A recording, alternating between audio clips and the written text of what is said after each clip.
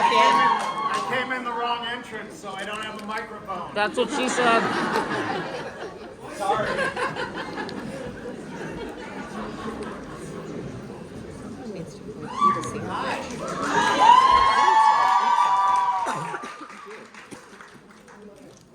How is everyone? We're great. On switch. Nope. Switch it off and then on again. Yeah.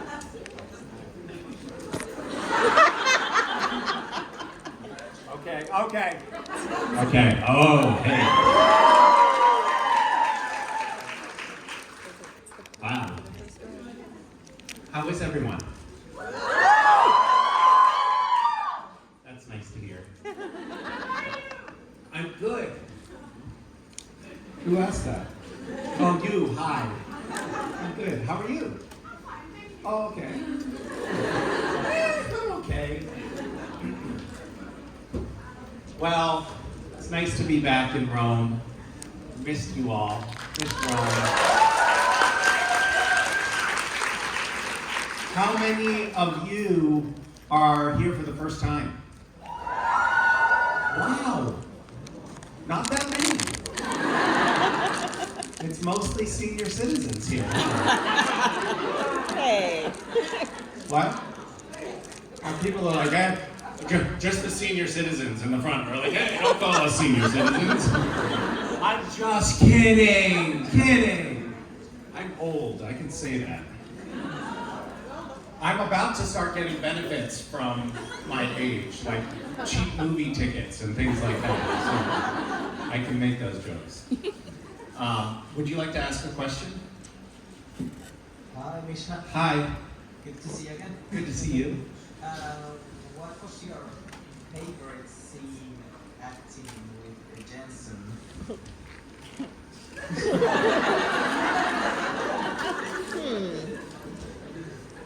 I can explain my question better if you need. Okay, well, yeah, if you have more to ask, go for it. It's like Are you saying, like, did I ever have a pleasant experience acting with Jensen?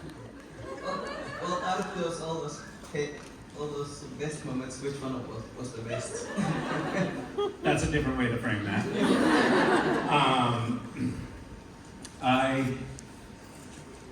I don't know. I mean, I actually really loved Cass's goodbye scene.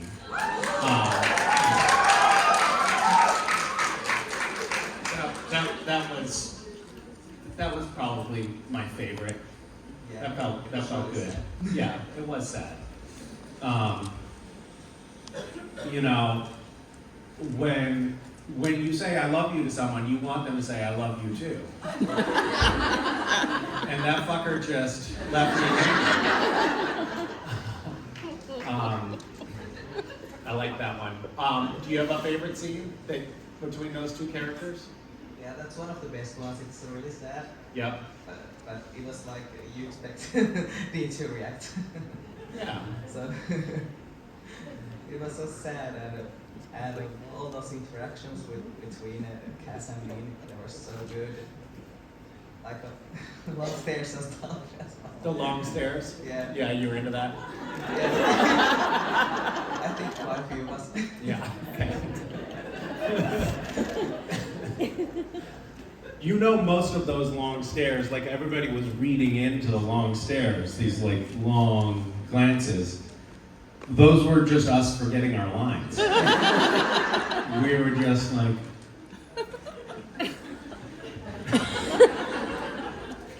but the editors kept it in, and then they wove this whole, you know, romantic narrative into it. It was just two actors who couldn't remember their lines. That's what it all was built on. You did a really good job.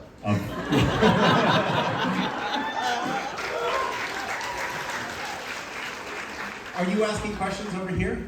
You're so far from the microphone, Yes. I can't tell. Okay. Just a second to not forget my English. 2023 for me is 3 events mostly. JIB, of course, Mhm. which we were waiting for 3 years. And there are two concerts in April and August, and I'm really excited for them. So I was wondering, because music is really important to me, I was interested, do you have a concert, band or singer you were waiting to go to and watch and loved? And who was that? Well, there are two concerts that I would like to go to because just for my kids. Mason wants to go to a Katy Perry concert, and Wes wants to go see Imagine Dragons. Yes. That's the one we are going to. You're going to an Imagine Dragons concert? Really? Yeah. Where? In Paris. Yeah, that's a little inconvenient. But that would be fun to do with the kids, to take them to something that they're really into that I am sort of lukewarm on. That's something I'm looking forward to as a by the transitive property, I will enjoy it. Hi. So. I was wondering, so with Gotham Lights, it looks like all of your colleagues are basically children. So I was wondering, how is it different working with actual children versus the adult children you've been working with? The actual children that I'm working with are much more mature than Jared and Jensen. They have a better work ethic, and they don't break as many things on set. You know, it's funny, you mentioned that Jared and Jensen were like children, but I think they may have been children who just had some weird hormone disorder or something. So they appeared to be full-grown men. I remember early on, Jensen would sometimes, Jared would, I get them confused. Jared would walk on to a set. You know, they build these sets and it looks like we're on the inside of a police station or something. And Jared would just like go up to the wall and rip a wall sconce off, like one of the lights on the wall. He'd just rip it off and throw it. Like a toddler, like an actual toddler would do. Like, you can't do that. But he could. He was number one on the call sheet. What are they gonna do, fire him? So, yeah, there was a lot of that sort of thing. I assume your genitals are much safer now.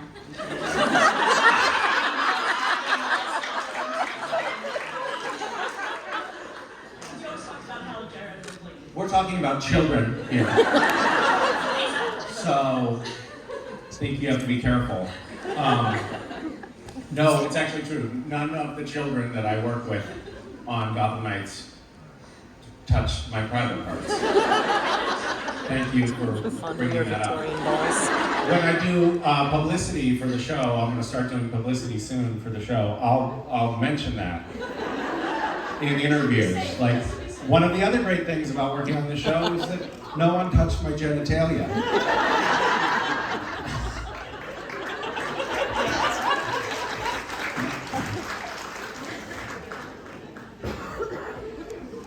Although, to be honest, I do kind of miss that. It ended up being a perk of the job.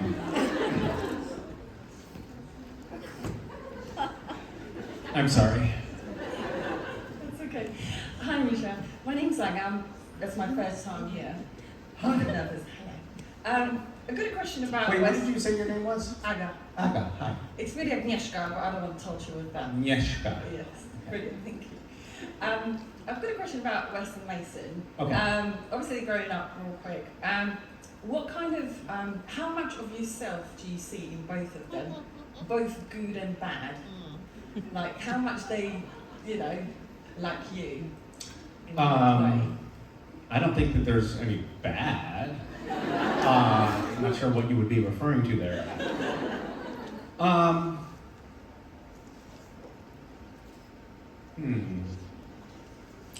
Well, I guess West is a little bit like he can withdraw into himself, which is I would say, I don't know, is it bad? I don't know. It's a trait of mine that is complicated. He has clinically flat feet, which I have. That's a bad trait that he inherited from me. And his feet hurt a lot. And kind of like walks around like this. which I had when I was his age. He's very smart, so he got that from his mom. Mason has kind of like a dreamy quality. She's often in fantasy worlds, which is, I think, a trait of mine. Also, not necessarily good, not necessarily bad, somewhere in between. But yeah, I don't know. It's funny. I don't spend a lot of time thinking about like, oh, there's a thing of me in you. I was in India in 1995, staying with this doctor who said, you know, you Westerners have a very different approach to child rearing than we do. For us, we think that it's your job as a parent just to nurture the natural qualities in a child and let them blossom into who they're meant to be, not trying to make them into something that they're not. And I think I see that a lot. I think about that a lot. Like, I think we have, in the US, we have a tendency to try to make our kids be a certain way instead of trying to observe what are the natural tendencies, proclivities, interests of that child, and then just trying to nurture those. And I try to think about that a lot, and I try to, you know, like West is really into video games, and I think that that's bad. But then I look at him and I'm like, well, he's actually really getting something out of this in a way that I don't understand. He understands these universes and all of the characters within them in a way that my brain doesn't even operate. So maybe that's okay. Maybe there's a good kind of healthy way to follow that interest and let it be. So I have to keep checking those things because I have these ideas of like what I think a child should be like based on basically how I perceive myself. And they don't necessarily conform to those things, which is great. Lovely, thank you so much. Yeah.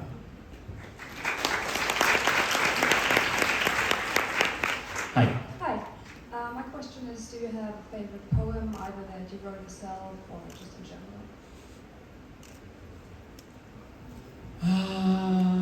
I don't know, maybe. I mean, there's a Mary Oliver poem that I quite love called Wild Geese. That might be a favorite of mine. There's some Rumi poems that I love. My favorite poems are not my own. Or if they are, I'm not going to say that publicly because that would make me seem like I'm really full of myself. Do you have a favorite poem? Yes. What is your favorite poem? It's a German one, so I don't think you know it. No, I don't. It's Todesfuge by Porcelain. I don't even know who that is, so that's perfect. What is it again? I'll try to look it up. Todesfuge. Never mind. Yeah, it has the English title, it's Death Fugue. The fugue? Death Fugue. Death fugue. Yes. Oh, that sounds hilarious. It's not, it's about the Holocaust. Oh, great. That sounds uplifting. Thank you. Hi. Hi, Misha. I was wondering how it feels to play Jeremy, who is such he's a professor in folklore, but he seems so skeptical about the supernatural, and playing him after playing an angel of the Lord for so long. You're talking about Bridgewater, the podcast. I loved playing that role. It was really interesting. It was also just an interesting experience to do an audio fiction podcast like that,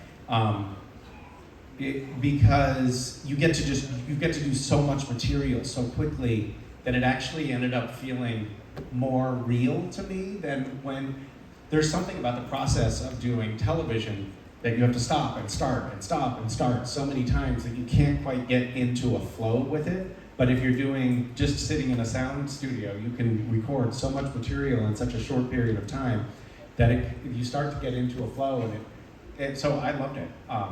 It was great, and the character. I mean, in the first season of Bridgewater, Jeremy is a skeptic, right? And he doesn't believe things to the point that it starts to seem a little crazy.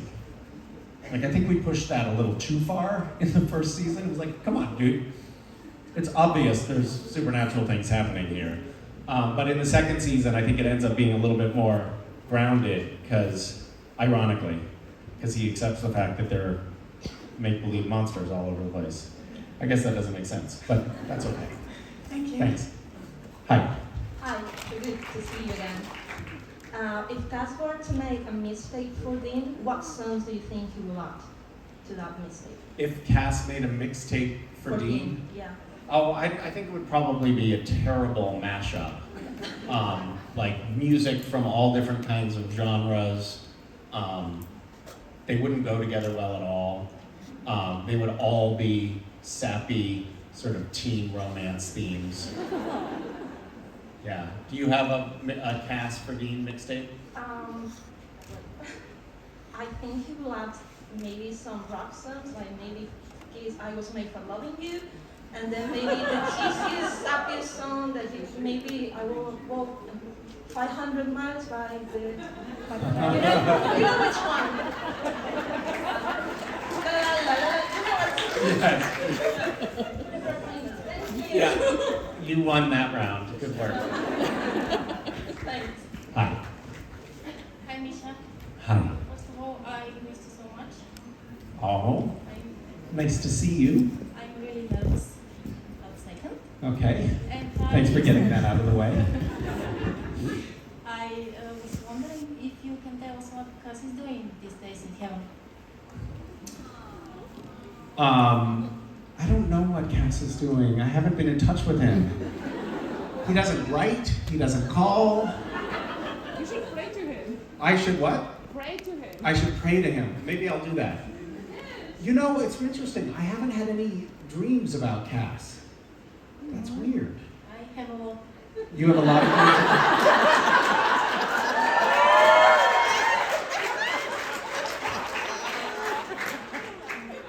What, never mind. Okay, yeah, what are the dreams? What are they? No, I can't tell that. Why, because they're too religious? No, sorry, I can't.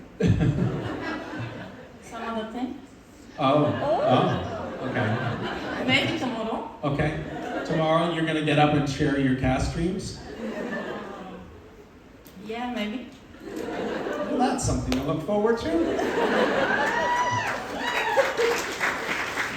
Yes, I look forward to that. Thank you. Thank you. Hi. Hi, Misha. I missed you too, even though we've never met before. Well, it's nice to finally meet you. It's nice to finally meet you. So my question is, what's your favorite version of Cass? Is it like the very early Cass, like badass motherfucker Cass, or like Dead Steel, or God Steel, or Emmanuel, or Steve, or yeah? I kind of liked playing Lucifer. That was fun.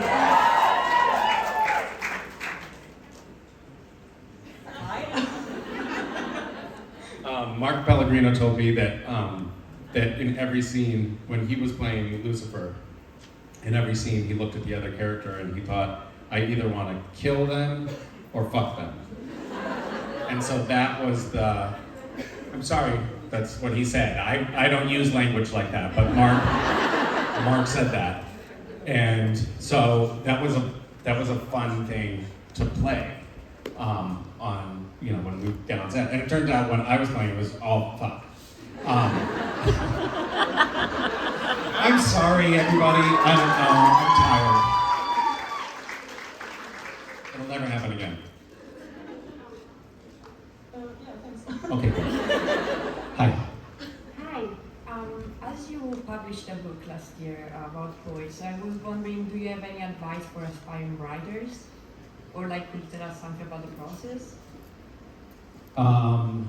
My advice is just to write a lot. Keep writing. Are you hoping to publish a book?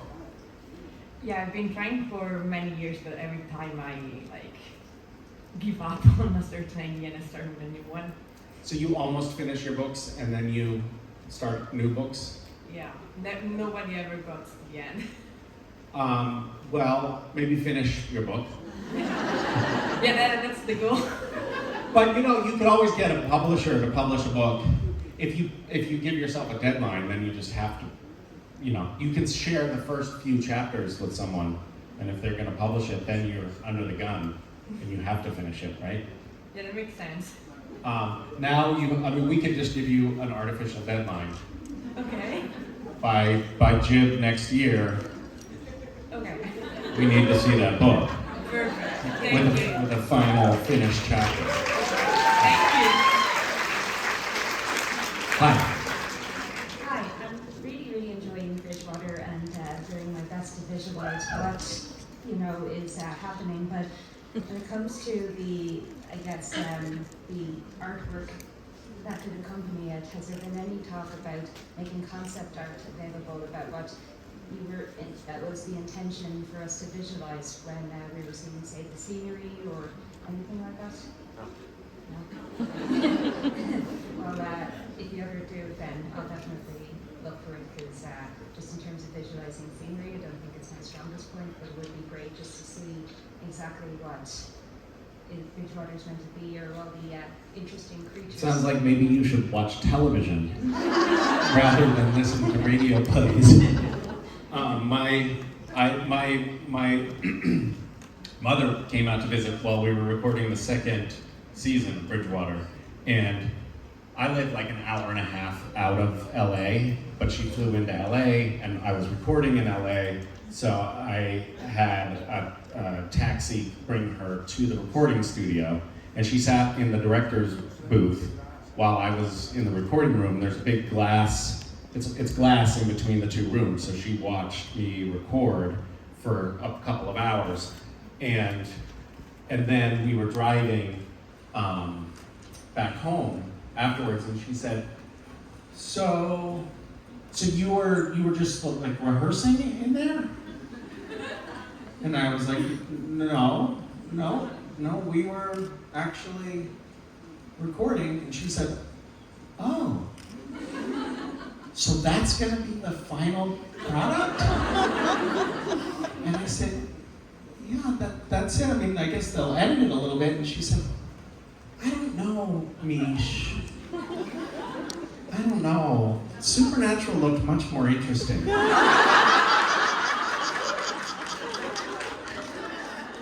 I mean, people are really gonna watch that? And I was like, no, they're gonna listen to it. And she said, what do you mean? And she thought that standing there in the recording booth, reading off a script, that was a new TV show that I was doing. And she was like, I really don't think it's as good as Supernatural. There's really nothing going on visually, Mish. Anyway, but you understand what she's talking about, it sounds like. Well, see, I'm from Ireland, so I don't really have American You don't know what forests in the US look like? Well, you just have to watch Supernatural, because we have lots of forests. Maybe you could listen to Bridgewater while you watch Supernatural on mute, and that can help you feather in some of the imagery. It definitely has been very, I've been listening to it on walks, and I can confirm it is very interesting, and definitely at night to be listening to it. So as far as the entertainment value, it's definitely there. So you go on walks at night listening to Bridgewater. Then do you sleep at all? Or are you just like terrified? No, definitely I can sleep with that. Thank you so much. Thank you. Hello. Hi. So it's been a weird 3 years for everybody. Yes, it has. And we haven't seen each other for, I wasn't last JIB, and I just wanted to know, how have you been? How are you, Misha? How am I? Yes. I'm okay. Thanks for asking. I mean, if I wasn't doing well, this would be an awkward forum to talk about this, wouldn't it? But I'm doing okay. It was an honest question. Yeah. Well, it's an honest question. I don't necessarily have to give you an honest answer. Absolutely not. I nervously twirling chair. I've been doing well. I've been trying to strip some things out of my life to give myself a little bit more time to spend with my kids and to not be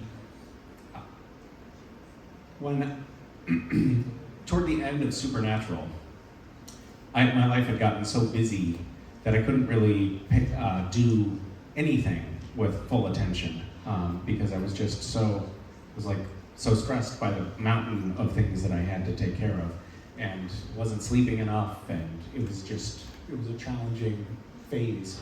And it took me a while to unwind from that. And then I did little side projects like getting divorced, and it's all challenging, but I've been actually feeling pretty good, meditating a lot, exercising a lot, spending time with my kids. Those things add up to a good life, so I'm happy about that. Yeah.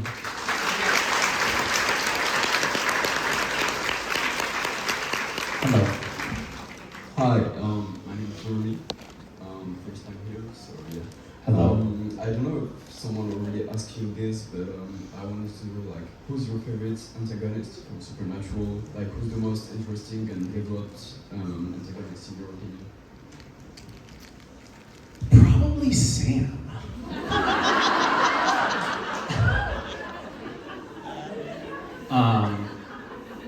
That character just has this deep well of evil that came out in so many different ways. I mean, and it's interesting, it's funny, the actor actually who portrayed that character was also kind of an antichrist in his own right.